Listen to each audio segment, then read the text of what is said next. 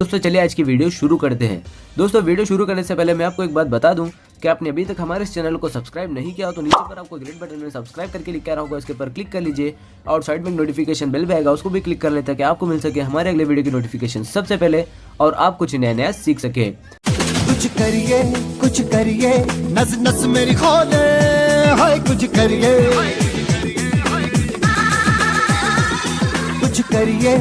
करिए बस बस बड़ा बोले, अब कुछ करिए।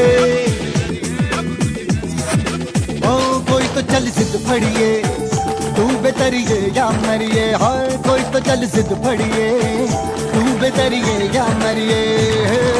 शक दे हो शक दे गिलिया, शक दे हो शक दे गिलिया, शक दे हो शक दे गिलिया, शक दे हो शक दे गिलिया।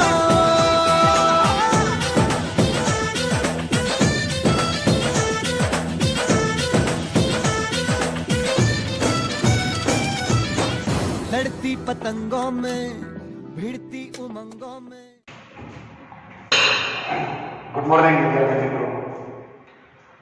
ધોરણ 12 સાયન્સ બાયોલોજી જેની અંદર આપણું 12મા નંબરનું ચેપ્ટર ચેપ્ટરનું નામ છે બાયોટેકનોલોજી અને તેના પ્રયોજન।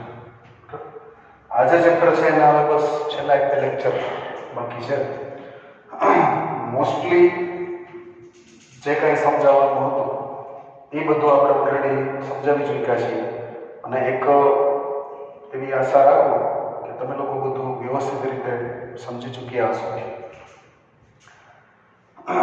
બાયોટેકનોલોજીના સિદ્ધાંતો જે છે એ સિદ્ધાંતોનો ઉપયોગ કઈ રીતે કરવો, બરાબર। આ જે ચેપ્ટર છે આપણું ચેપ્ટર જેનું નામ છે બાયોટેકનોલોજી અને તેના પ્રયોજન।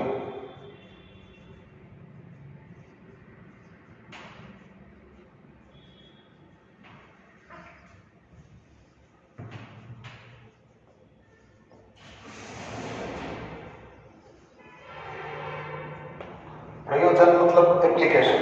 પ્રયોજન જે છે એનો મતલબ થાય એની એપ્લિકેશન, બરાબર। બાયોટેકનોલોજીનો કઈ કઈ જગ્યાએ ઉપયોગ કરી શકે, બરાબર। જો વિદ્યાર્થી મિત્રો બે શબ્દ છે એ શબ્દને બરોબર સમજો।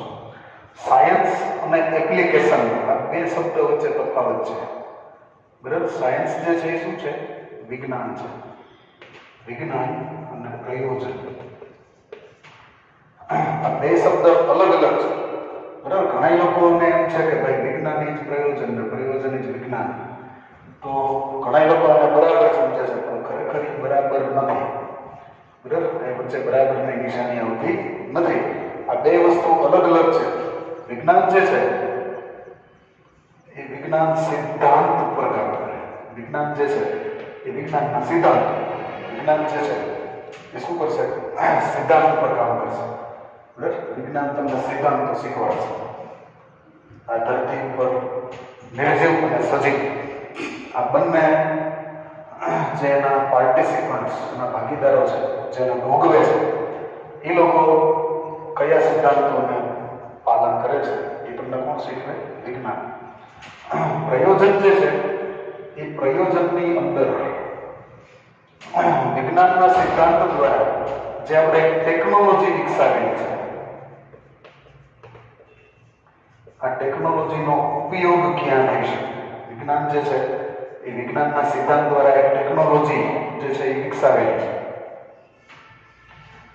તો આ ટેકનોલોજીનો ઉપયોગ જે થાય એ ઉપયોગને આપણે પ્રયોજન તરીકે ઓળખીએ છીએ।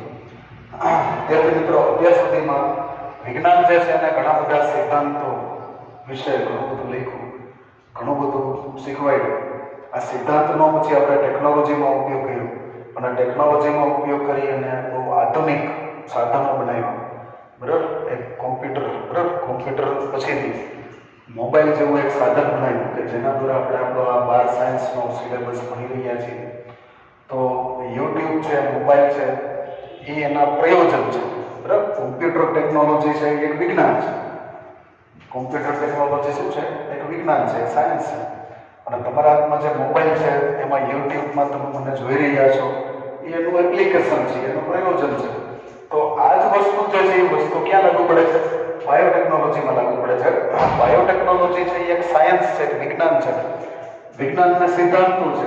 આ સિદ્ધાંતોને આપણે ટેકનિકલી લઈ ગયા, બરાબર? આ સિદ્ધાંતો જે હતા એ સિદ્ધાંતનું થિયરિકલ સ્વરૂપ હતું. એ થિયરિકલ સ્વરૂપને આપણે પ્રેક્ટિકલમાં લઈ ગયા. તો પ્રેક્ટિકલની અંદર લઈ ગયા પછી જે નાનું ઉત્પાદન હતું એના બલ્ક ઉત્પાદન કરવા માટેની ટેકનોલોજી ડેવલપ કરી. આ ટેકનોલોજી ડેવલપ થયા પછી આપણે એનો એપ્લિકેશન, એનો ઉપયોગ જે છે એ ઉપયોગ આપણે કરતા શીખ્યા છે. અત્યાર સુધીમાં આપણે બાયોટેકનોલોજીની મદદથી ખેતીવાડી જે છે એ ખેતીવાડીમાં ખૂબ સારું એવું, બરાબર, ખેતી ક્ષેત્ર જે છે,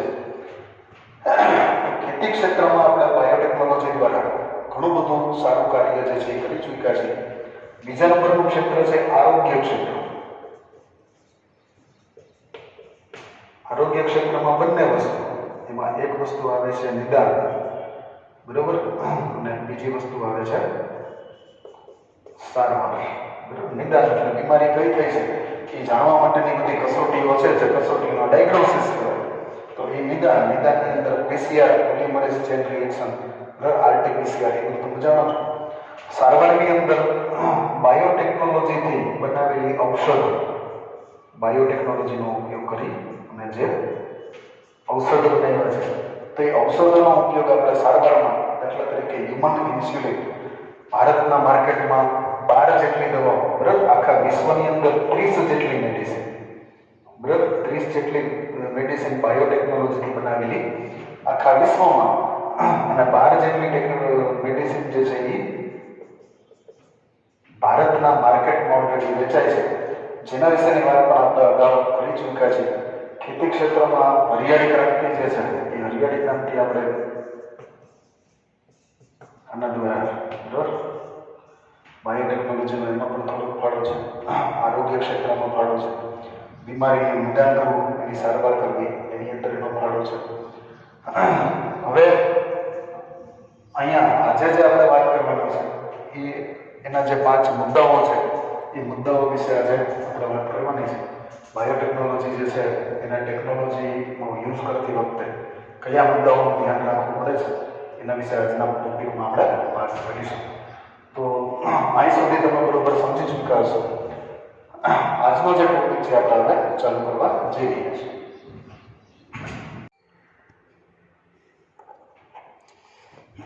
સારું વિદ્યાર્થી મિત્રો, તો આપણો જે લાસ્ટ લેક્ચર હતો એ લાસ્ટ લેક્ચર પારાજનનિક પ્રાણીઓ, છેલ્લા લેક્ચરની અંદર આપણે પારાજનનિક પ્રાણીઓ વિશે વાત કરેલી હતી, જેને આપણે ટ્રાન્સજેનેટિક એનિમલ્સ તરીકે પણ ઓળખાવીએ છીએ.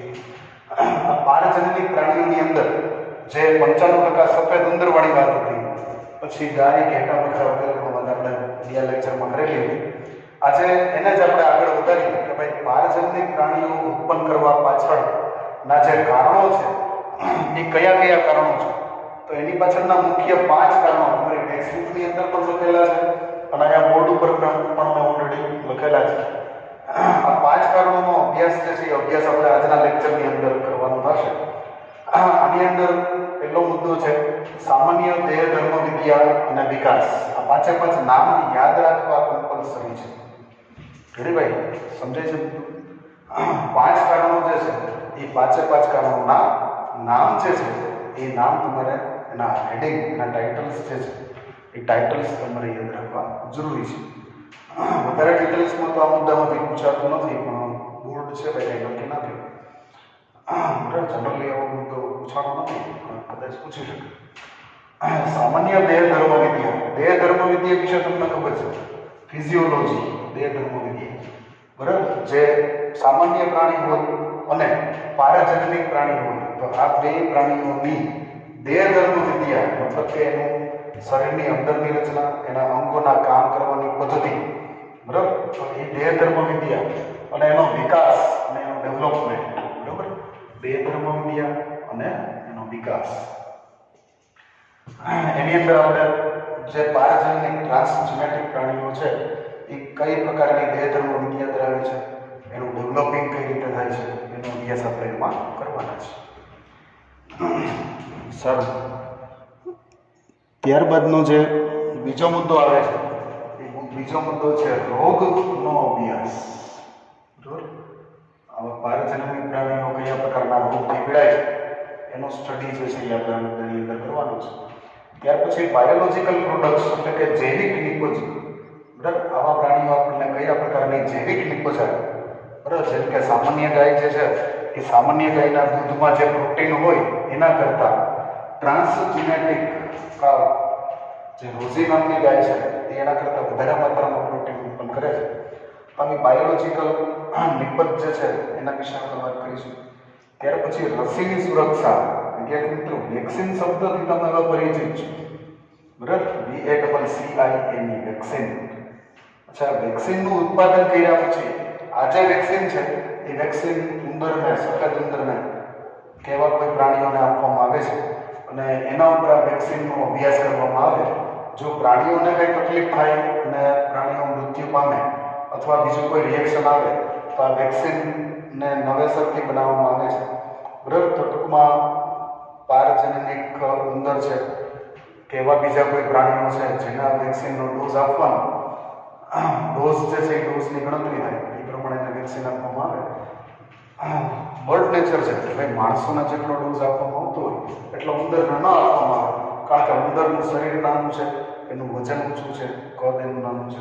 તો એ રીતે જે થતું હોય એ હિસાબ કરી અને એને વેક્સિનના ડોઝ આપવામાં આવે અને પછી એ અભ્યાસ ઉપરથી ખ્યાલ આવે કે ભાઈ આ વેક્સિન પ્રાણીઓમાં જો સુરક્ષિત રીતે કામ કરે છે તો પછી મનુષ્યને આપી શકાય કે કેમ, એ બધી ચર્ચાઓ એમાં આપણે કરવાના છીએ. રાસાયણિક સુરક્ષા અને પરિરક્ષણ. બરાબર, પરીક્ષણ. કેમિકલ, કોઈ નવા કેમિકલ્સ આવતા હોય તો કેમિકલ્સના ટેસ્ટિંગ કઈ રીતે પારજન્યમિક પ્રાણીઓ પર કઈ રીતે કરવું એના વિશેની માહિતી જે છે એ આપણે આ મુદ્દા જે છે એની અંદર જોશું. આ બધા મુદ્દાઓ એકદમ શાંતિથી વ્યવસ્થિત રીતે સમજવાના છે. ત્યાર પછી થોડાક નૈતિક પ્રશ્નોની ચર્ચા કરીશું. ત્યાર પછી પેટન્ટ શબ્દ જે છે એ પેટન્ટ શબ્દ વિશે ચર્ચા કરીશું. બરાબર, પછી આપણો ચેપ્ટર છે એ ખતમ થશે. સારો, પહેલા 5 મુદ્દા જે છે એ 5 મુદ્દા તમારી નોટ્સની અંદર ક્યાંક સરસ રીતે લખી લો. જો કે ટેક્સ્ટબુકની અંદર ઓલરેડી આપેલા જ છે. એમાંથી પહેલો મુદ્દો જે છે એ પહેલા મુદ્દાની ચર્ચા આપણે અહીંયા કરવા જઈ રહ્યા છીએ. પહેલા મુદ્દામાં ખાસ ધ્યાન આપજો. ટેક્સ્ટબુક તમારી બધાની ખુલ્લી રાખજો. ટેક્સ્ટબુકમાંથી એનું સ્ટડી કરીએ અને પછી એનું આપણે એક્સપ્લેનેશન જે છે એ એક્સપ્લેનેશન કરીએ.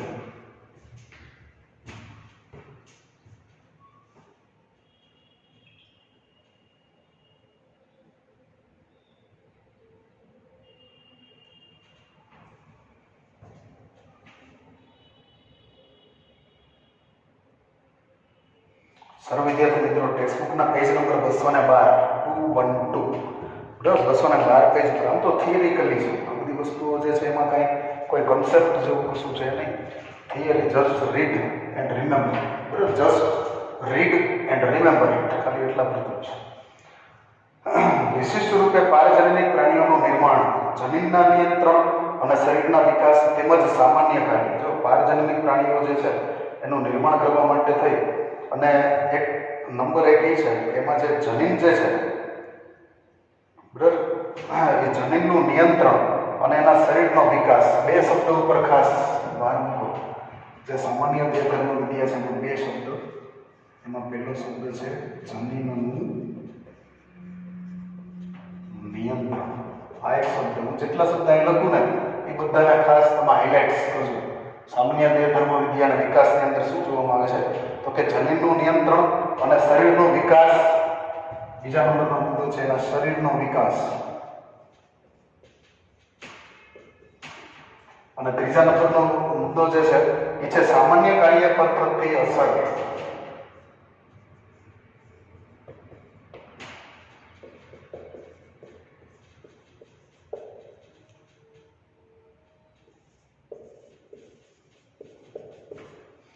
આ 3 મુદ્દા જે છે 3 મુદ્દામાં આપણને એવું શીખવા માંગે છે, સમજવા માંગે છે કે પારજન્યમિક ઉંદર દાખલા તરીકે આપણે બનાવ્યા છે તો પારજન્યમિક ઉંદરમાં આપણે જે ઇચ્છિત લક્ષણવાળું જનીન જેમાં દાખલ કરેલું હોય એ બરોબર એનું કામ કરે છે કે કેમ, બરાબર. ઇચ્છિત લક્ષણોનું જનીન જે આપણે વેક્ટર દ્વારા અંદર એન્ટર કર્યું તો એ બરોબર રીતે એમાં એન્ટર થયું છે કે કેમ. બીજું પછી પારજનનિક પ્રાણીઓનો વિકાસ જે છે એના બોડીનું ડેવલપમેન્ટ છે એ સામાન્ય બોડી જે પ્રાણી છે એના જેવું થયું છે કે એના કરતાં ઓછું છે કે એના કરતાં વધારે છે, બરાબર. એક દાખલા તરીકે કુદરતી ઉંદર છે,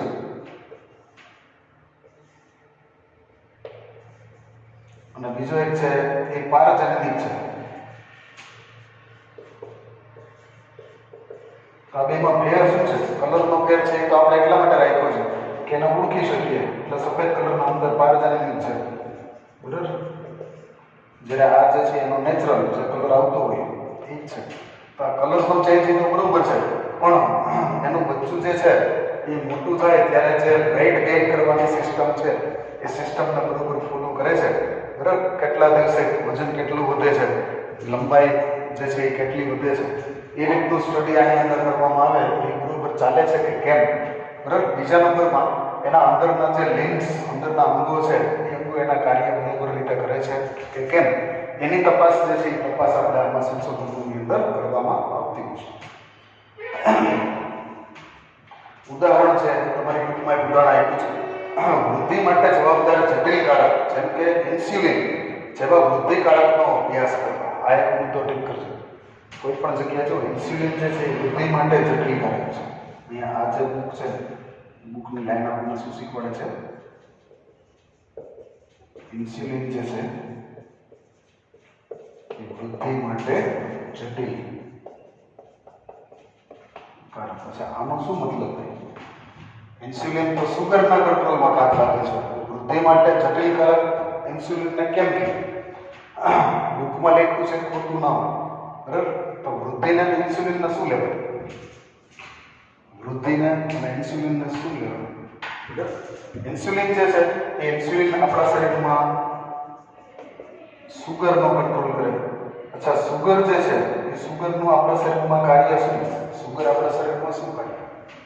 તો કે સુગર જે છે એ સુગર આપણને ઉર્જા પૂરી પાડે, બરાબર. સુગર જે છે એ ઉર્જા આપણને પૂરી પાડે. આપણને મતલબ કે આપણા શરીરના કોષોને,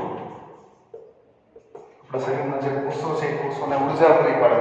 કોષોને પૂરતી ઉર્જા મળે તો કોષો જે છે એ પોતાનું કાર્ય વ્યવસ્થિત રીતે કરી શકે, અને કોષો પોતાનું કાર્ય વ્યવસ્થિત કરે તો વૃદ્ધિ જે છે એ વૃદ્ધિ શક્ય બને છે. સમજો તો આખો, બરાબર. ઇન્સ્યુલિનના આપણે ડાયાબિટીસમાં શીખતા હતા. ઇન્સ્યુલિન છે એ અગત્યનું છે, પણ એની માત્રામાં અગત્યનું છે. જો શરીરમાં ઇન્સ્યુલિનનું ઉત્પાદન વધી જાય તો શું પ્રોબ્લેમ થાય? તો કે બ્લડની અંદર સુગર રિલીઝ થવી જોઈએ એટલી સુગર રિલીઝ થતી નથી, અને સુગર રિલીઝ ન થાય તો ઉર્જા છે એ કોષોને ઉર્જા ઓછી મળે. કોષોને ઉર્જા ઓછી પડે તો કોષોનું કાર્ય છે ડાઉન થાય. કોષોનું કાર્ય ડાઉન થાય તો વૃદ્ધિ પણ ડાઉન થાય. એટલે ઇન્સ્યુલિનનો વધારો વૃદ્ધિને ઘટાડે, જ્યારે ઇન્સ્યુલિનનો ઘટાડો છે એનાથી વૃદ્ધિ જે છે એ વધે છે. એટલે આ રીતનો વર્ક જે છે એ વર્ક આપણને અહીંયા જોવા મળે છે. તો આ કાર્યનો અભ્યાસ આપણે પારજનનિક પ્રાણીઓ જે છે એની અંદર ખૂબ જ સરસ રીતે કરી શકતા હોઈએ છીએ. સારું, એના પછીનો જે મુદ્દો છે એમાં જોઈએ આપણે આગળ. બીજી જાતિઓના જનીનનો પ્રવેશ કરાવ્યા સિવાય ઉપરયુક્ત કારકોના નિર્માણમાં થતા પરિવર્તનો દ્વારા પ્રેરાતા જૈવિક અસરોનો અભ્યાસ તથા કારકોની શરીરમાં જૈવિક ભૂમિકા વિશે માહિતી પ્રાપ્ત કરવા માટે, બરાબર. દાખલા તરીકે કોઈ બીજી જાતિના જનીનનો પ્રવેશ આપણે કરાવીએ, બરાબર. આપણે જે પારજનનિક પ્રાણીઓ બનાવવાના છે એ પારજનનિક પ્રાણીઓની અંદર આપણે ઇચ્છિત લક્ષણો જે છે એ બીજી જાતિમાંથી મેળવી અને એના ડીએનએનો ટુકડો આ ડીએનએમાં નાખવાનો છે. દાખલા તરીકે એક્ઝામ્પલ છે બકરીનું. બકરીના દૂધની અંદર જે પોષક દ્રવ્યનું મૂલ્ય હતું એ વધારવા માટે આપણે શું કરીએ છીએ? તો કે જે પ્રાણીના દૂધમાં પોષક મૂલ્ય વધારે હોય એના જે જીન્સ છે, એના ડીએનએ છે, એનો ટુકડો કરી અને ટુકડો આના પ્રાણીઓમાં દાખલ કરી અને પછી એમાંથી નવું સંતતિ ઉત્પન્ન કરી તો એ વધુ પોષક દ્રવ્યવાળું દૂધ આપતી બકરી જે છે એ બની શકે છે.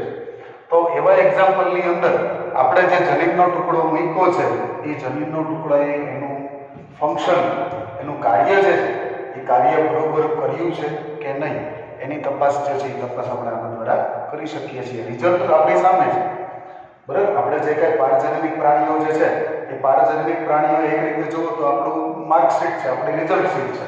એની અંદર આપણે જે કંઈ કાર્ય કર્યું છે એ કાર્ય કેટલા ટકા સક્સેસ છે એ સક્સેસ ચોખ્ખો બતાવે છે.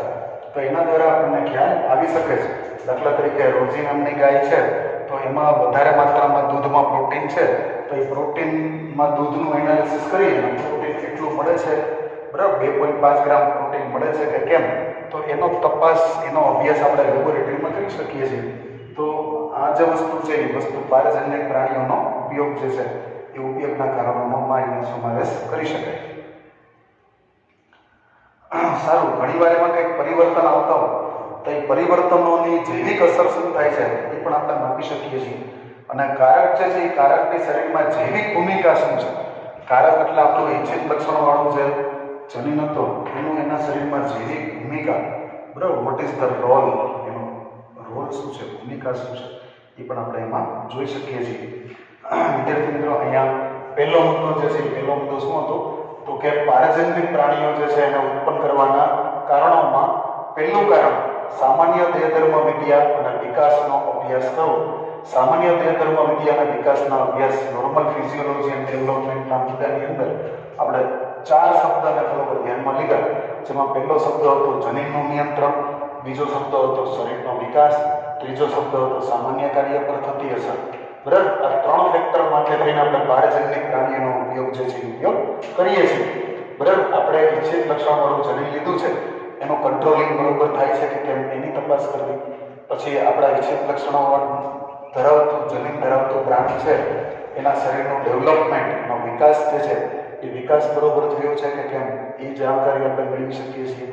સામાન્ય પ્રાણીઓ જે કાર્ય કરતા હોય એના કરતાં પારજન્યિક પ્રાણી કંઈ જુદું કામ કરે છે કે એના જેવું જ કાર્ય કરે છે એની માહિતી પણ આ પ્રાણીને જોઈને આપણે મેળવી શકીએ. ઇન્સ્યુલિન દાખલા તરીકે, આના ઉદાહરણ તરીકે, સામાન્ય કાર્યના એક્ઝામ્પલ તરીકે દાખલા તરીકે ઇન્સ્યુલિન, બરાબર, એક સામાન્ય ગાયની અંદર જેટલું ઇન્સ્યુલિન ઉત્પન્ન થતું હોય એટલું જ શું પારજન્યિક ગાયની અંદર ઉત્પન્ન થાય છે કે કેમ, તો એની તપાસ પણ જે છે એ તપાસ કરી શકીએ. ઇન્સ્યુલિન જે છે વૃદ્ધિ માટે જટિલકારક ફેક્ટર છે, બરાબર, એવું કઈ રીતે છે એના વિશે મેં તમને સમજાવ્યું કે ઇન્સ્યુલિન સુગરને કંટ્રોલ કરે, સુગર ઉર્જાને કંટ્રોલ કરે, ઉર્જા કાર્યને કંટ્રોલ કરે અને કાર્ય છે વૃદ્ધિને કંટ્રોલ કરે. એટલે આ રીતે ટૂંકમાંની માહિતીઓ જે છે એ માહિતી આપણે મેળવી શકીએ છીએ. અહીંયા આ જે કારણ છે, બરાબર, પહેલું કારણ છે એનો અભ્યાસ ઓલરેડી આપણે કરી ચૂક્યા છીએ. બરાબર, આશા રાખું છું કે આ તમને બરોબર રીતે સમજાઈ ગયો છે. હવે ત્યાર પછી બીજું કારણ છે રોગનો અભ્યાસ, બરાબર, સ્ટડી ઓફ ડિસીઝ. બીજું ફેક્ટર જે છે એ બીજું ફેક્ટર આપણે રોગનો અભ્યાસ વિશેની વાત કરવાની છે. વિદ્યાર્થી મિત્રો, અત્યારના સમયમાં આમ તો છેલ્લા 10 વર્ષથી હું જોઉં છું નવા રોગ જે છે નવા રોગો ઉત્પન્ન થયા જ કરે છે. બરાબર, સૌથી પહેલા બર્ડ ફ્લૂ આવ્યો, બરાબર, બર્ડ ફ્લૂ ગયા પછી સ્વાઇન ફ્લૂ આવ્યો, સ્વાઇન ફ્લૂ ગયા પછી કોરોના વાયરસ આવ્યો. બરાબર, પછી આ બધા રોગો આવે છે ક્યાંથી? કોઈ સમજાવશે મને? કોઈ એવું કહી શકશે ભાઈ આની ફેક્ટરી ક્યાં છે? Where is the factory of disease? આ બધા રોગો ક્યાંથી આવે છે? કોઈ ઉત્પન્ન કરે છે? તમને શું લાગે છે? ક્યાં ફેક્ટરી હશે? કોઈ દવા બનાવવાવાળી કંપની છે ને ફેક્ટરી ચાલુ કરી હશે જેમાંથી રોગ ઉત્પન્ન થાય પછી દવા વેચે, એવું લાગે? એવું કશું છે નહીં ભાઈ. એક સામાન્ય થિંકિંગ જે છે, સામાન્ય થિંકિંગ કરી આજથી કરોડો વર્ષો પહેલા પૃથ્વી જે છે એ સૂર્યમાંથી છૂટી ગઈ, બરાબર, ત્યારે ધગધગતા વાયુના ગોળા સ્વરૂપે હતી અને ટેમ્પરેચર છે એ ટેમ્પરેચર એવડું બધું, સૂર્યની સપાટીનું ટેમ્પરેચર 6000 કેલ્વિન હોય અને એમાંથી કોઈ ગોળો છૂટો પડે તો શું કોઈ એમાં જીવતું રહી શકતું હશે? બરાબર, ટંગસ્ટન જેવી ધાતુ કે જેનું ગલન બિંદુ 6000 કેલ્વિન છે એ પણ પ્રવાહી સ્વરૂપે પૃથ્વીમાં હતી, વાયુ સ્વરૂપે હતી. તો આટલા ઊંચા ટેમ્પરેચરમાં કોઈ સજીવ હોય એવું હું નથી માનતો. બેક્ટેરિયાની કંઈક મર્યાદા, બરાબર, થર્મોસ્ટેટિક બેક્ટેરિયા છે પણ 100 ડિગ્રી પછી મર્યાદા આવી, એ કંઈ 6000 કેલ્વિનના જીવતા નથી રહી શકતા.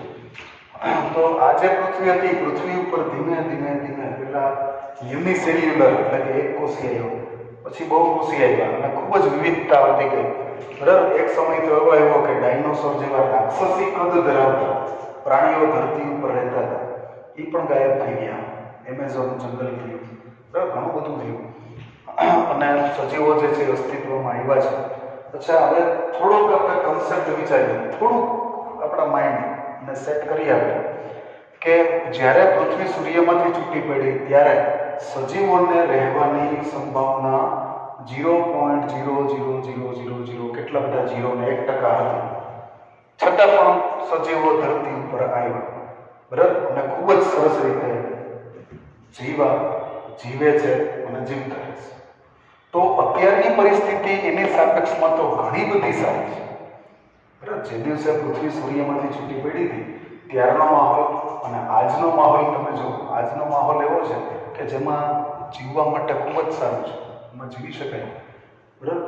તો શું અત્યારે પણ નવી કોઈ જાતિઓનો જન્મ જે છે એ જન્મ થવાની સંભાવના યસ ઓર નો?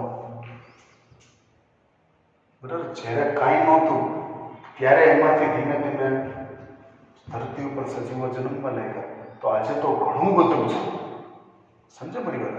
બરાબર. જ્યારે પૃથ્વી ઉપર કાંઈ પાણીની વરાળ થઈ જતી હતી, બરાબર, વરસાદ વાદળાઓ બંધાય અને વરાળ ઠંડી પડીને ધરતીના ટચરાવા આવે તો ધરતી એટલી ધગધગતી હોય કે વળી પાછી બાષ્પીભવન થઈને પાણી પાછું ઉપર જતું રહે. તો એમાં પણ ધીમે ધીમે ઠંડક થઈ, એમાંથી સમુદ્ર બન્યા, એમાંથી શેવાળ થયો, બધું થયું. તો આજે એવી બધી ભયાનક પરિસ્થિતિ નથી. આજે પરિસ્થિતિ થોડી સરળ છે. તો આ પરિસ્થિતિની અંદર પણ નવા નવા સજીવો જે છે એ જન્મ લે છે. અને આ નવા સજીવો જે છે એ એવું જરૂરી નથી કે બધા મનુષ્ય માટે ફાયદાકારક જ હોય, બરાબર. ઘણા સજીવો એવા છે કે જે મનુષ્યની અંદર રોગ ઉત્પન્ન કરી શકતા હોય. ઘણા સજીવો એવા છે કે જે મનુષ્ય અથવા મનુષ્યને ઉપયોગી પ્રાણી અથવા મનુષ્યને ઉપયોગી વનસ્પતિ, બરાબર. 3 ફેક્ટર. પહેલું ફેક્ટર શું લીધું આપણે? તો કે મનુષ્ય. બીજું ફેક્ટર શું થઈ ગયું? મનુષ્યને હેલ્પફુલ થતા હોય એવા પ્રાણી. ત્રીજું ફેક્ટર મનુષ્યને હેલ્પફુલ થતા હોય તેવી વનસ્પતિ. અને મનુષ્યને હેલ્પફુલ થતા હોય એવા સૂક્ષ્મજીવ. બરાબર. ઘણી વખતે એવું બને કે કોઈ નવું સર્જન થયું છે, કોઈ નવા બેક્ટેરિયા જન્મ્યા છે, કોઈ નવા વાયરસ જન્મ્યા છે. એ દાખલા તરીકે મનુષ્યને પણ ચેપ લગાડી શકે, મનુષ્યના ઉપયોગી એવા પ્રાણીઓને ચેપ લગાડી શકે, મનુષ્યના ઉપયોગી એવી વનસ્પતિને ચેપ લગાડી શકે, મનુષ્યના ઉપયોગી એવા સૂક્ષ્મજીવોને ચેપ લગાડી શકે. અને આના કારણે મનુષ્ય જે છે એ મનુષ્ય ટેન્શનમાં આવી જશે. રેડી? કોરોના વાયરસ મનુષ્યને ચેપ લગાડે છે તો મનુષ્યની હાલત શું છે એ તમે જોઈ. અચ્છા, પ્રાણીઓમાં એન્થ્રેક્સ નામની બીમારી આવી હોય ત્યારે પ્રાણીઓના કારણે મનુષ્ય કેટલો દુઃખી થતો હોય તમે જોઈ લો.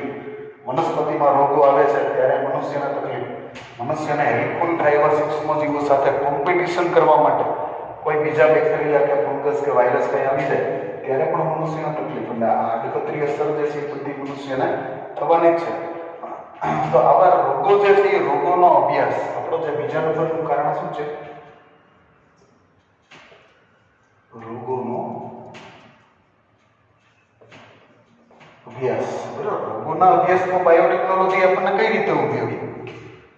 રેડી ભાઈ? અહીંયા રોગ એટલે ખાલી આપણે એકલા માંદા પડીએ એવું નથી, બરાબર. અહીંયા રોગને થોડુંક વાઇડ એંગલ, થોડુંક મોટા એંગલથી આપણે વિચારવાનું છે. ખાલી આપણે એકલા બીમાર પડી જાય, બાકી આપણે બીમાર ન પડવા જોઈએ, બાકી જે થવું એ થાય એવું નથી. અહીંયા વાઇડ એંગલથી આપણે વિચારીએ તો રોગોનો અભ્યાસ છે. રોગોનો અભ્યાસમાં પારજનની પ્રાણીઓ આપણને શું હેલ્પ કરી શકે, બરાબર. તો એના માટે આપણે જોઈએ ટેક્સ્ટબુક કરજો. ટેક્સ્ટબુકમાં રોગોના વિકાસમાં જનીન જે છે એ જનીનની ભૂમિકા શું છે, બરાબર. વિદ્યાર્થી મિત્રો, જનીનની રોગની અંદર શું ભૂમિકા? તો એના માટે આપણે વાત કરી કે ભાઈ કેન્સર નામની બીમારી છે. એ કેન્સર નામની બીમારી ઘણીવાર જેનેટિક ખામી, બરાબર. કોઈ માણસને જન્મથી જેનેટિક ખામી હોય અથવા કોઈ એવા ફેક્ટરીમાં કામ કરતો હોય કે જ્યાં રેડિયેશન વધુ પ્રમાણમાં થતું હોય તો એના કારણે પણ જનીન વિકૃત થઈ શકે. અને જનીન વિકૃત થાય તો બીમારીઓ જે છે એ થઈ શકતી હોય છે. બીજી ગયા વખતે આપણે જે જનીનની ખામીવાળી બીમારી મસ્ક્યુલર ડિસ્ટ્રાફી, પછી સિસ્ટિક ફાઇબ્રોસિસ, બરાબર, પછી એ બધી બીમારીઓ જે છે એના વિશે ઓલરેડી આપણે વાત કરી ચૂક્યા છીએ. તો રોગોની અંદર જનીન જે છે જનીન ખામીયુક્ત જનીનની શું ભૂમિકા, બરાબર, એના વિશેનો અભ્યાસ આપણે એમાં કરવાનો છે. માટે આપણી સમજને વધારવા માટે મોટાભાગના પારજન્યિક પ્રાણીઓ જે છે વિકસાવવામાં આવ્યા છે, બરાબર. કેટલામાં નંબરના બેઝ પેરમાં ખામી હોય તો બીમારી થાય, બરાબર, એડીએ ઉત્પન્ન થવામાં તકલીફ પડે તો એટલા નંબરની બેઝ પેરને આપણે ઓળખવી તો એ ઓળખવા માટે મનુષ્યનો ઉપયોગ કરવા કરતાં જો કોઈ પારજનનિક પ્રાણીઓના જનીનનો ઉપયોગ કરીએ તો આપણને થોડો ફાયદો થાય અને એના દ્વારા આપણે એનો અભ્યાસને આગળ વધારી શકીએ. બરાબર, માણસો પોતાની ઉપર અખતરા કરવા કદાચ ના દે પણ પારજનનિક પ્રાણીઓ જે છે એ અખતરા કરવા દેશે તો એના ઉપર અખતરા કરી અને આ બીમારીને કેમ દૂર કરવી એના માટેનો ઉપચાર પણ આપણે શોધી શકીએ છીએ. બરાબર, માનવ રોગો માટે એક મોડેલ તરીકે તેનો ઉપયોગ પારજનનિક પ્રાણીઓ જે છે એ પારજનનિક પ્રાણીનો ઉપયોગ મનુષ્ય માટેની જે બીમારી છે, રોગો છે, એ રોગોના એક મોડેલ તરીકે એનો ઉપયોગ કરવાનો છે. બરાબર, અમુક ઉંદર છે એ ઉંદરમાં દાખલા તરીકે સિસ્ટિક ફાઇબ્રોસિસ ઉત્પન્ન થાય એવા પ્રકારના જનીન દાખલ કરવાના, પછી એની જે સંતતિ હોય એમાં સિસ્ટિક ફાઇબ્રોસિસ જોવા મળે પછી એનો ઈલાજ કઈ રીતે કરવો એના અખતરા બધા એવા ઉંદર છે કે વાંદરાઓ છે કે એવા કોઈ પ્રાણી ઉપર અખતરા કરવાનો અને એમાં સક્સેસ ગયા પછી જે સિસ્ટિક ફાઇબ્રોસિસ જન્મજાત ખામીવાળા બાળકો હોય તો એમાં આપણે શું કરી શકીએ એનો અભ્યાસ આગળ જતા આપણે કરવાનો હોય છે. બરાબર, એ માટે તેને વિશિષ્ટ રૂપે બનાવેલા છે જેથી રોગોની નવી સારવાર માટેનો અભ્યાસ જે છે અભ્યાસ થઈ શકે. હાલના સમયમાં કેન્સર છે, સિસ્ટિક ફાઇબ્રોસિસ છે, સંધિવા છે અને અલ્ઝાઇમર છે. બરાબર, અત્યારના સમયમાં જે આપણે રોગોનો અભ્યાસ કરી રહ્યા છીએ આ રોગોનો મનુષ્યના રોગોનો અભ્યાસ માટે થઈ અને અહીંયા ખાસ 4 બીમારીઓ લીધી છે. આ 4 બીમારીની અંદર પહેલી બીમારી છે કેન્સર, બીજી બીમારી છે સિસ્ટિક ફાઇબ્રોસિસ. બરાબર, સિસ્ટિક ફાઇબ્રોસિસ CS નામની બીમારી જે છે એના વિશે આપણે લાસ્ટ લેક્ચરમાં ઓલરેડી વાત કરેલી છે.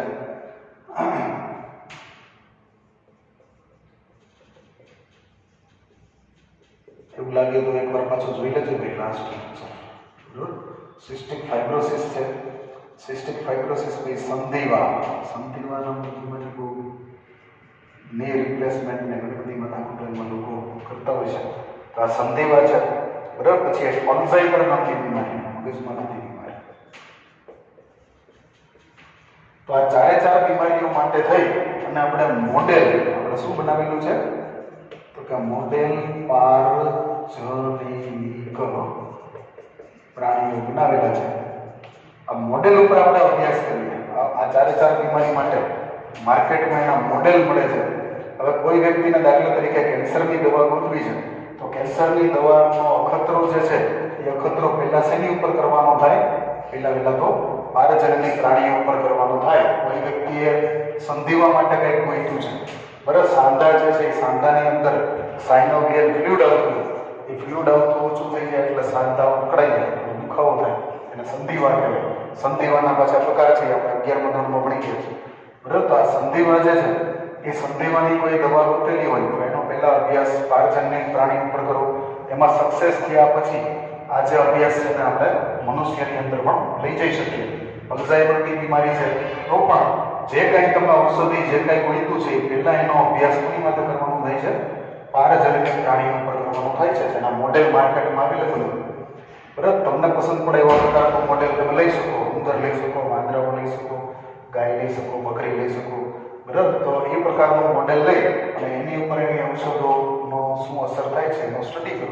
એ સ્ટડી થયા પછી આપણે મનુષ્યની અંદર એનો અખતરો કરવો કે કેમ એવું આગળ જતા પછી આપણે ડિસિઝન છે લઈ શકીએ છીએ. તો આ રીતે ટૂંકમાં રોગનો અભ્યાસ કરવા માટે સ્ટડી ઓફ ડિસીઝ માટે આપણને પારજનનિક પ્રાણીઓ છે એ બહુ યુઝફુલ, વેરી યુઝફુલ, ઉપયોગી થાય છે. આગળનો મુદ્દો છે આપણે જોઈએ.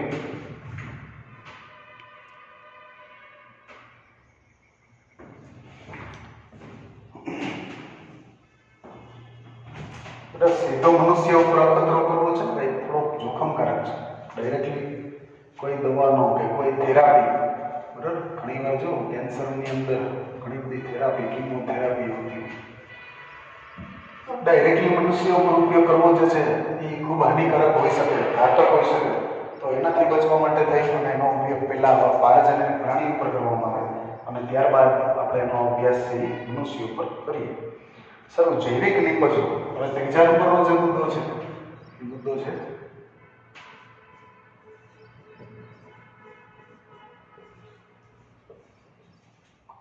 જૈવિક નિપજ, બાયોલોજિકલ પ્રોડક્ટ. જૈવિક નિપજ એટલે શું થાય? બાયોલોજિકલ નિપજ, બરાબર. જૈવિક નિપજ વિશે આપણે વાત થઈ ગઈ કે ભાઈ ઇન્સ્યુલિનનું ઉત્પાદન અને બીજી 30 પ્રકારની દવાઓનું ઉત્પાદન જે છે એ આપણને આવા પારજનની પ્રાણીઓ જે છે એ કરી આપે છે. તો આ જૈવિક નિપજો અંગે આપણને પારજનની પ્રાણીઓ કઈ રીતે ઉપયોગી થઈ શકે? આમ તો દૂધ જે છે એ દૂધ પણ જૈવિક નિપજ, દૂધ, માંસ, ઈંડા આ બધી જૈવિક નિપજ જ છે. પ્રાણીઓ જે છે એ પ્રાણીઓ આપણને દૂધ આપે, પછી માંસ આપે, પછી ઈંડા આપે છે. અચ્છા, હવે આ દૂધ, માંસ, ઈંડા વિશે તો બધાને ખબર પડી ગઈ, પણ હજી ઘણું બધું આપે, બરાબર. ઘણા બધા કેલ્શિયમ પાવડર જે છે એ કેલ્શિયમ પાવડર શેમાંથી બને છે?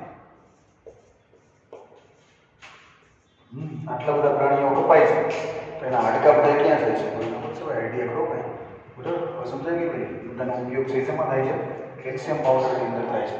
સવારના પોરમાં કેલ્શિયમ ટૂથપેસ્ટ આપણે બ્રશ કરીએ છીએ, દાંત મજબૂત બનાવીએ છીએ, તો ત્યાં બધા પ્રાણીઓના હાડકાનો ઉપયોગ, બરાબર. ટૂંકમાં પ્રાણીઓ જે છે એ પ્રાણીઓના કપાઈ ગયા પછી એની કોઈ વસ્તુ વેસ્ટેજ નથી જતી, બરાબર. એક વસ્તુ સમજી લેજો, કતલખાના કોઈ ભેંસને કાપે છે તો એની બધી જ વસ્તુ, એનું ચામડું, આનો ઉપયોગ તો તમે ખોરાક તરીકે, આ બધી વસ્તુ છે શું છે? ખોરાક તરીકે વપરાય. દાખલા તરીકે એનું ચામડું છે, બરાબર. પછી એના હાડકા છે, બરાબર. એના શીંગડા છે, શીંગડાનો ઉપયોગ થાય. કોઈ વસ્તુ વેસ્ટેજ નથી જતી, બધી વસ્તુનો ઉપયોગ થઈ જાય. એટલે ઘણા લોકોને એમ થાય કે એનો આંતરમાર્ગનું શું થાય? આંતરમાર્ગ કેટગટ, એના ગટ્સ બનાવવા માટેનો ગટ જે છે એના દોરા, ઓપરેશનની અંદર જે દોરા વપરાતા હોય તો એ દોરા બનાવવા માટેનો ઉપયોગ થઈ જાય. એટલે ક્યાંક ને ક્યાંક એનો ઉપયોગ થાય છે. આ બધી જૈવિક નિપજો છે. આપણે આ જૈવિક નિપજની વાત આજે નથી કરી, આની વિશે તો ઘણી બધી વાત આપણે અગાઉના ધોરણોમાં કરી ચૂક્યા છે. આની વાત આપણે કરવાની થતી નથી. આપણે આજે પારજનની પ્રાણીઓ જે છે એ શું જૈવિક પ્રોડક્ટ આપે છે, બરાબર. આપણે જે ઉત્પન્ન કરેલા લેબોરેટરીમાં બનાવેલા પારજનની પ્રાણીઓ છે એ શું પ્રોડક્ટ આપે છે એના વિશેની વાત જે છે એ વાત આપણે અહીંયા કરીશું. બુકની અંદર જો ભાઈ ટેક્સ્ટ બુક જે છે એ ટેક્સ્ટ બુકને સામે રાખો, મુદ્દાઓ છે, મુદ્દાઓ બરાબર જોઈએ. કેટલાક માનવ રોગોની સારવાર માટે દવાઓની ખૂબ જ આવશ્યકતા હોય છે, બરાબર. જે જૈવિક નિપજની બનેલી હોય છે, બરાબર. ઘણા માનવ રોગ એવા છે કે જેની દવાઓ આપણને જૈવિક નિપજ દ્વારા મળે છે. જેમ કે ડાયાબિટીસ માટે ઇન્સ્યુલિન છે, ઇન્સ્યુલિન આપણને એક સૂક્ષ્મજીવોમાંથી મળતી જૈવિક નિપજ હોઈ શકે છે. આવી નિપજો બનાવવી જે છે એ ખૂબ જ ખર્ચાળ છે. ઘણીવાર એવું થાય કે આવી નિપજ લેબોરેટરીમાં બનાવવા જઈએ તો એ ખૂબ જ ખર્ચાળ હોઈ શકે છે. પારજનની પ્રાણીઓ જે ઉપયોગી જૈવિક નિપજોનું નિર્માણ કરે છે તેમાં ડીએનએના ભાગ અથવા તો જનીનનો પ્રવેશ કરાવાય છે, જે વિશિષ્ટ નિપજોના નિર્માણમાં ભાગ લે છે. આ એક મોટો કાસ્ટિક છે, બરાબર. લેબોરેટરીની અંદર જો આપણે દવાઓ બનાવવાની ટ્રાય કરીએ તો એ મોંઘી પડે છે. તો એના માટે આપણે લેબોરેટરીની બદલે પારજનની પ્રાણીઓના શરીરને લેબોરેટરી બનાવી દીધી. ભાઈ મનુષ્ય કેટલો દયાળુ પ્રાણી છે, હવે તમને કદાચ ખબર પડી ગઈ હશે. આ ધરતી ઉપર સૌથી દયાળુ પ્રાણી હોય તો મનુષ્ય, કેવા તમે સમજી જજો. પારજનની પ્રાણીઓને ઉત્પન્ન કર્યા છે. પારજનની પ્રાણીઓ જે છે એના શરીરનો ઉપયોગ દવા બનાવવાની ફેક્ટરી તરીકે, ભાઈ સીધો પોઈન્ટ આપણને સમજાવે છે કે આ પારજનની પ્રાણીઓનો ઉપયોગ જે છે એના શરીરનો ઉપયોગ દવા બનાવવા તરીકે થાય છે. અને તમારી બુક જે છે એમાં એક શબ્દ આપેલો છે, એમાં ધ્યાન આપજો.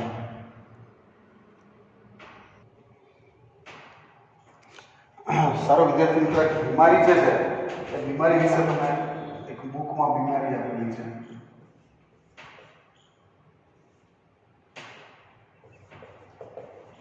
એમ્ફીસેમા નામની બીમારી. એમ્ફીસેમા બીમારી કઈ જગ્યાએ? એમ્ફીસેમા બીમારી આપણા શરીરના કયા તંત્રની બીમારી છે? યાદ આવે છે ભાઈ? કઈ 11મા ધોરણમાં એમ્ફીસેમા વિશે ભણી ગયા છે, બરાબર. એમ્ફીસેમા મનુષ્યના શરીરના કયા ભાગમાં થાય? તો એ છે આપણું શ્વસન તંત્ર. કઈ જગ્યાએ બીમારી થાય? શ્વસન તંત્રમાં બીમારી થાય. આમાં વાયુકોષ્ઠો જે છે એ વાયુકોષ્ઠ, મનુષ્યના શરીરમાં જે વાયુકોષ્ઠ આવેલા છે એ વાયુકોષ્ઠની દિવાલ એકદમ બરડ બની જાય. વાયુકોષ્ઠો જે છે જનરલી એકદમ રબર જેવા, ઇલાસ્ટિક જેવા, ટૂંકમાં એકદમ સ્થિતિસ્થાપક હોવા જોઈએ.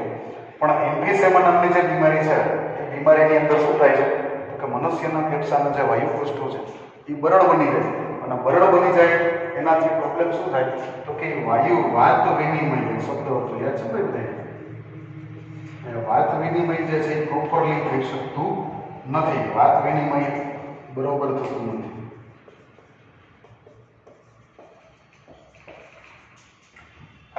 બરાબર. એમ્ફીસેમા નામની બીમારી, આ એમ્ફીસેમા નામની બીમારી શ્વસન તંત્રની બીમારી છે. વાયુ કોષોની દિવાલ છે એ બરડ બની જાય. બરડ બનવાના કારણે વાત વિનિમય જે છે એ બરોબર થઈ શકતું નથી. તો આ જે બીમારી છે એ બીમારીની અંદર એક ઈલાજ જે છે એ ઈલાજ એક માનવ પ્રોટીન. બરાબર. આ બીમારી જે છે એ બીમારીનો ઈલાજ કરવા માટે એક માનવ પ્રોટીન જે છે એ માનવ પ્રોટીનનો ઉપયોગ કરવામાં આવે છે, જેનું નામ છે આલ્ફા-1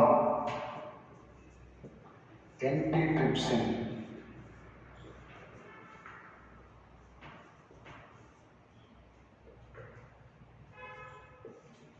બરાબર. તો આલ્ફા-1 એન્ટીટ્રિપ્સિન જે છે એ એક પ્રોટીન છે, જે પ્રોટીન એમ્ફીસેમા નામની બીમારી જે છે એમ્ફીસેમા નામની બીમારીનો ઈલાજ કરવા માટે ઉપયોગી છે. તો આ પ્રોટીનનું ઉત્પાદન જે છે એ ઉત્પાદન આપણે પારજનની પ્રાણીઓમાંથી કરાવવાનું છે. આનું ઉત્પાદન જે છે કેમાંથી કરાવવાનું થાય છે ભાઈ તો કે પારજનની. બરાબર. આનું ઉત્પાદન છે પારજનની પ્રાણીઓ જે છે એ પ્રાણીઓમાંથી કરાવવાનું થાય છે. ટૂંકમાં આપણી દવાની ફેક્ટરી આલ્ફા-1 એન્ટીટ્રિપ્સિન નામની દવા જે છે એ આપણે શેમાંથી બનાવશું? પારજનની પ્રાણીઓમાંથી બનાવશું.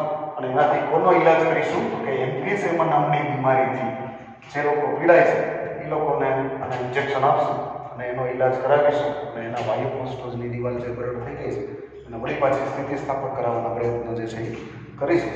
પછી આ ઉપરાંત હજી એક બીજી બીમારી છે જેનું નામ છે સિસ્ટિક ફાઇબ્રોસિસ. તમારી ટેક્સ્ટબુક જે છે એ ટેક્સ્ટબુકમાં એના વિશે આપેલું છે. બધા સિસ્ટિક ફાઇબ્રોસિસ નામની બીમારીનો ઈલાજ જે છે એના ઈલાજ માટેનો ઔષધ પણ આપણે પારજનની પ્રાણીઓનો ઉપયોગ કરીને કરવાનો રસ્તો ગોતેલો હતો. જે રીતે આપણે એમ્ફીસેમા જે છે એ એમ્ફીસેમાના માટે આપણે પારજનની પ્રાણી જે છે એનો ઉપયોગ કરી અને આલ્ફા-1 એન્ટીટ્રિપ્સિન નામનું પ્રોટીન ગોત્યું છે. એવી રીતે બે બીમારીઓ બીજી અહીંયા લઈએ આપણે.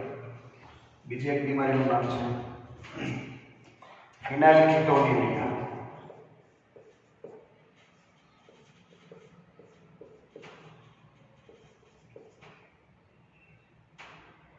ફિનાઇલકીટોન્યુરિયા જેના શબ્દ ઉપરથી તમને ખબર પડી ગઈ હશે. યુરિયા એટલે કે યુરિન. યુરિનની અંદર કીટોન્સ, કીટોન નામની શર્કરા. યાદ છે ને ભાઈ? શર્કરા બે પ્રકારની, આમ્લ શર્કરા અને કીટોન શર્કરા. તો આમાં ફિનાઇલ અને કીટોન જે છે યુરિનની અંદર પાસ થતા હોય અને ફિનાઇલકીટોન્યુરિયા કહેવાય. આ બીમારી પછી બીજી એક બીમારી છે સિસ્ટિક ફાઇબ્રોસિસ.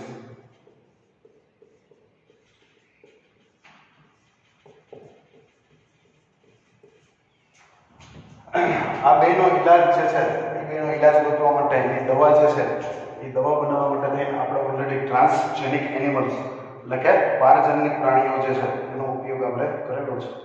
બરાબર. 1977 ની અંદર પ્રથમ વખત બરાબર પારજનની ગાય. હવે આ જે મુદ્દો છે એ મુદ્દો પૂરો થયા પછી એક નવો મુદ્દો લેવાનો છે 1977. આ 1977 ની અંદર આપણે પારજનનિક ગાય બરાબર જેનું નામ હતું ROSY રોઝી. રોઝી નામ દેશો ભાઈ. 1977 જે છે એ 1977 ની અંદર એક ટ્રાન્સજેનેટિક કાઉ નું સંશોધન થયું બરાબર જેનું નામ શું રાખેલું હતું? રોઝી. બરાબર. આપણે અહીંયા ભૂરી એવા નામ રાખીએ અને વિદેશના લોકો રોઝી નામ રાખે. તો આ રોઝી નામની ગાય જે છે બરાબર રોઝી નામની ગાય જે છે એ રોઝી નામની ગાયની વિશેષતા એ હતી કે એના 1 લીટરમાં બરાબર પ્રોટીન સભર દૂધ. આનું જે દૂધ હતું એ દૂધ પ્રોટીન સભર. આનું જે દૂધ છે કેવું છે? પ્રોટીન સભર છે. પ્રોટીન સભર એટલે કેટલું? તો કે 1 લીટર દૂધની અંદર 2.4 ગ્રામ પ્રોટીન જે છે એ હાજર હોય. બરાબર. પારજનનિક ગાય જે છે, પારજનનિક ગાય રોઝીની ખાસિયત શું છે તો કે રોઝી ગાયનું 1 લીટર દૂધ તમે ઉપયોગ કરો તો એમાંથી તમને 2.4 ગ્રામ પ્રોટીન કે જે સૌથી હાઈએસ્ટ વેલ્યુ, પ્રોટીનની સૌથી હાઈએસ્ટ વેલ્યુ જે છે એ આ રોઝી નામના ગાયના દૂધની અંદરથી આપણને મળેલી હતી. વિદ્યાર્થી મિત્રો, આ જે મુદ્દો છે એ મુદ્દાને યાદ રાખવા માટે છે. પણ જૈવિક નિપજની અંદર સૌથી પહેલી ઓલું એમ્ફીસેમા બીમારી, એમ્ફીસેમા બીમારીનો ઇલાજ કરવા માટે થઈ અને એક માનવ પ્રોટીન જે આલ્ફા-1 એન્ટીટ્રિપ્સિન એ શેમાંથી બનેલું હતું? પારજનનિક પ્રાણીઓમાંથી. બીજું ફિનાઇલકીટોન્યુરિયા અને સિસ્ટિક ફાઇબ્રોસિસ જે બીમારીઓ છે, આ બીમારીઓનો ઇલાજ ગોતવાની ટ્રાય પણ આપણે કરેલી છે અને એનો ઇલાજ પણ આપણને ટ્રાન્સજેનેટિકમાંથી મળ્યો છે. આ 3 સ્ટાર અને 4 સ્ટાર ચોથા નંબરનો મુદ્દો 1977માં પારજનનિક ગાય રોઝી કે જે પ્રોટીન સભર દૂધ આપતી હતી, બરાબર, એના દૂધના 1 લીટર દૂધની અંદર 2.4 ગ્રામ જેટલું બહુ હાઈલી એનરિચ પ્રોટીન જે છે એમાં હાજર હતું, બરાબર. આ દૂધ મનુષ્યનું આલ્ફા લેક્ટો આલ્બ્યુમિન ધરાવે છે. આ દૂધની ખાસિયત એ છે કે આમાં મનુષ્યનું આલ્ફા લેક્ટો આલ્બ્યુમિન નામનો પદાર્થ જે છે એ ધરાવે છે. રેડી ભાઈ, આ શબ્દ છે એ શબ્દને બરાબર ધ્યાનમાં રાખજો. પારજનનિક ગાય જે છે એ પ્રોટીનની હાઈ માત્રા આપે, પ્લસ આની અંદર મનુષ્યના દૂધમાં જે આલ્ફા લેક્ટો આલ્બ્યુમિન હોય એ પણ ધરાવે છે. તો આ જે દૂધ છે એ નવજાત શિશુ માટે બહુ છે.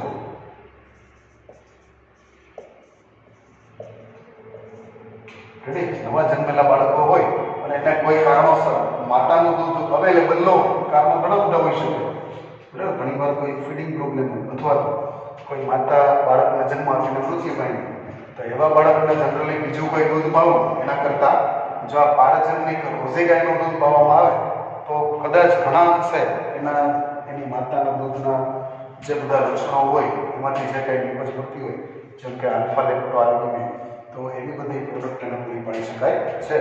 તો એનો ઉપયોગ એ રીતે ટૂંકમાં કરવામાં આવે છે. એટલે બીજા સાદા કુદરતી ગાય, જે સાદી ગાયના દૂધ કરતાં પારજનનિક ગાય જે છે એનું દૂધ વધારે પાવરફુલ, વધારે સ્ટ્રોંગ જે છે, વધારે સ્ટ્રોંગ કોના માટે? નવજાત શિશુ માટે વધારે સારું ગણવામાં, વધારે સારી ક્વોલિટી ગણવામાં આવે છે. સારું ભાઈ, તો ત્રીજા નંબરનો મુદ્દો છે. ત્રીજા નંબરનો મુદ્દો એકદમ કન્સેપ્ટ ક્લિયર હોય તેને સમજાવી. આ મુદ્દાની અંદર જૈવિક નિપજોમાં શું જોવાનું છે? એમ્ફીસેમાની દવા, ફિનાઇલકીટોન્યુરિયા અને સિસ્ટિક ફાઇબ્રોસિસની દવા, આ બધી દવા આપણને કેમાંથી પ્રાપ્ત થાય? પારજનનિક પ્રાણીઓમાંથી પ્રાપ્ત થાય. એના પછી ચોથા નંબરનો મુદ્દો શું છે તો કે 1977ની સાલમાં પારજનનિક ગાય, નામ શું પાડ્યું? રોઝી.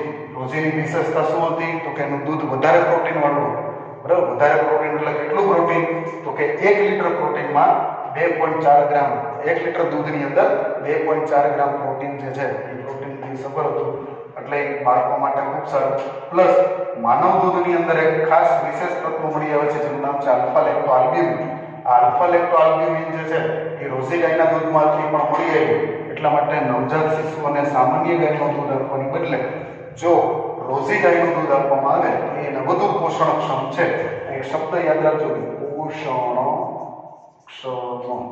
સાદી ગાયનું દૂધ જેટલું પોષણક્ષમ છે એના કરતાં વધારે પોષણ ક્ષમતા કેમાં રહેલી છે? રોઝી ગાયના દૂધમાં રહેલી છે. તો આ પારજનનિક પ્રાણીઓની પ્રોડક્ટ જે છે એમાં આપણે ત્રીજા નંબરનો મુદ્દો છે એ આપણે શીખી ગયા. એના પછીનો મુદ્દો જે છે એ જોઈએ આપણે ચોથા નંબરનો.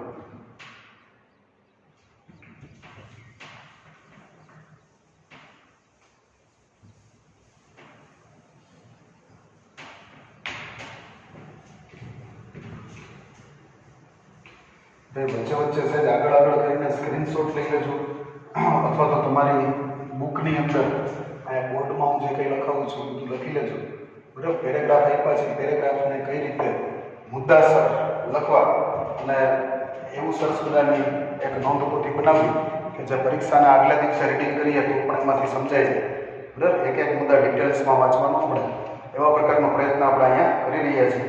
ચોથા નંબરનો મુદ્દો છે રસી સુરક્ષા, બરાબર. રસી સુરક્ષાનો મુદ્દો થોડો ઘણો તમને સમજાઈ ગયો હશે. રસી શું છે એ તો હવે ખબર છે, હવે વધારે મને કંઈ એમાં કહેવાની જરૂર છે નહીં. મનુષ્યની ઉપર ઉપયોગ કરતા પહેલા રસી સુરક્ષા જે છે એ રસી સુરક્ષાનું પરીક્ષણ કરવું જરૂરી છે, બરાબર, ઘણી બધી કંપનીઓ કોરોના વાયરસની રસીઓ બનાવી, કોરોના વેક્સિન ઘણી બધી બનાવી.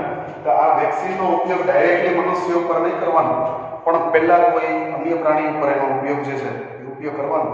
અને એનો ઉપયોગ કરવા માટે સફેદ ઉંદર, પારજનનિક ઉંદર જે છે એ પારજનનિક ઉંદરનો ઉપર પહેલાં દેવાનું છે અને પછી મનુષ્યને દેવાનું છે. બરાબર, અત્યારના સમયમાં બરાબર પોલિયો જે છે બરાબર, શરૂઆતમાં પારજનનિક ઉંદરનો ઉપયોગ પોલિયો રસી સુરક્ષાના પરીક્ષણ માટે કરવામાં આવતો હતો. આ એક બધું ખાસ અંડરલાઈન કરજો.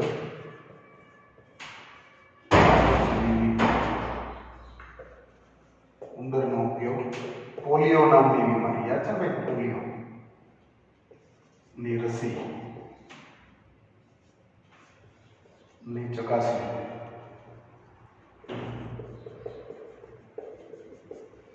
માટે કરવામાં આવતો હતો. એટલે સૌથી પહેલા પોલિયોની ખબર ને, દો બૂંદ જિંદગી. તો આ પોલિયોનું જે ડ્રોપ્સ છે, પોલિયોના ડ્રોપ્સ પહેલા સફેદ ઉંદરને આપવામાં આવે.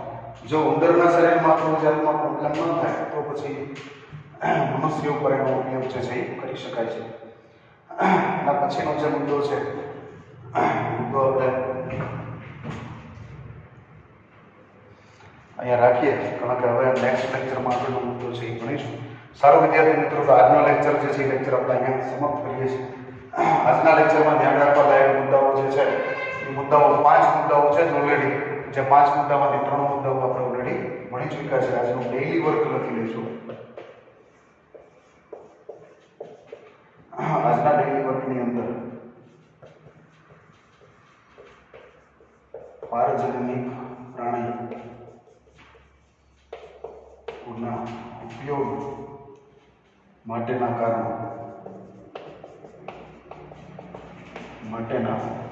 કારણો સમજાવો. આજનો ખાલી એક જ ક્વેશ્ચન તમારા ડેઇલી વર્કમાં છે. આનો આન્સર જે છે, આન્સર તમારી બુકમાં બેઠો છાપેલો છે, એ જ લખવાનું છે. એમાં એક લીટી એક શબ્દ કાપવાનું નથી. સેમ એસ વિષય જેમ છે એમ લખવાનું છે. આશા રાખું છું આજનો લેક્ચર તમારા માટે ખૂબ જ ફ્રૂટફુલ, ખૂબ સારો, ઉપયોગી થશે. સારું, આજનો લેક્ચર અહીં પૂરો કરીએ. ફરી મળીશું. આવજો.